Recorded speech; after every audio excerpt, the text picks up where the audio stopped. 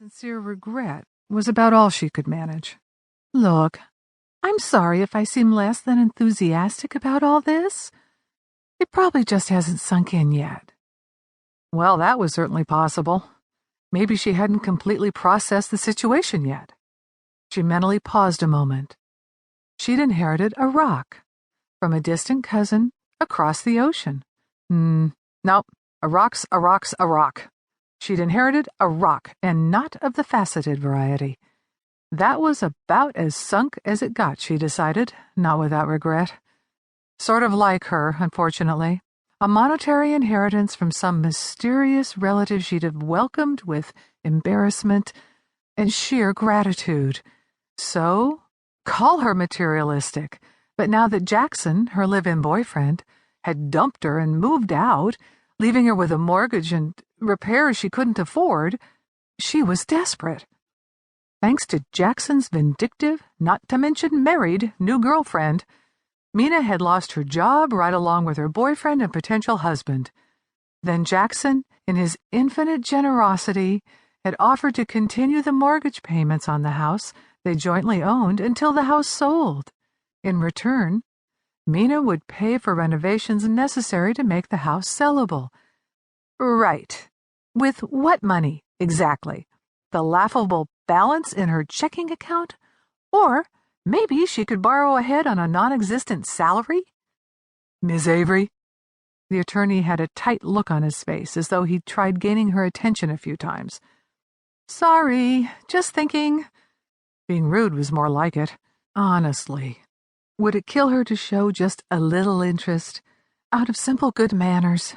Sentiment in this case was beyond her, but curiosity she could do. "So, why me? No disrespect, of course, but why didn't Gladys leave her legacy to somebody she'd at least met?" "Because you, Pandemina Avery," he paused, obviously trying to emphasize the drama of Mina's situation, "are the sole surviving unmarried female descendant of the Wiltshire branch of the family who still bears some version of the family name." He paused to take a breath. And no wonder. If she hadn't already verified the attorney's credentials, she'd suspect him of trying to con her with that absurd list of criteria. "You do realize, of course, that the family name is actually Avebury over in England. It was shortened to Avery when your great-grandparents moved to America." He smiled, obviously delighted on her behalf. No, of course, about it.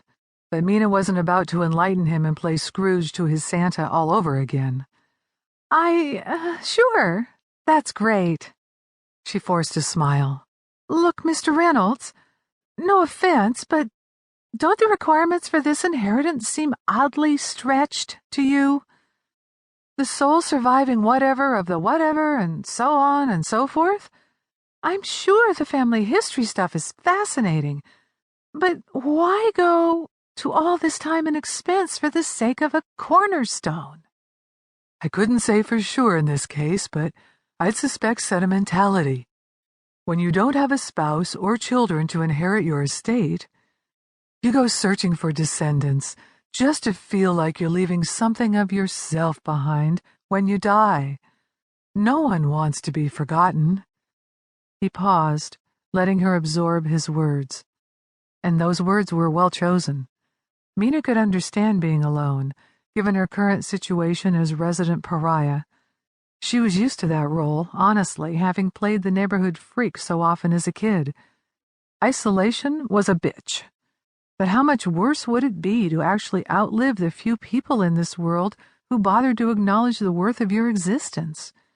When you died, would you just cease to exist? Would your absence even register beyond a minor, paperwork-based ripple in the world around you?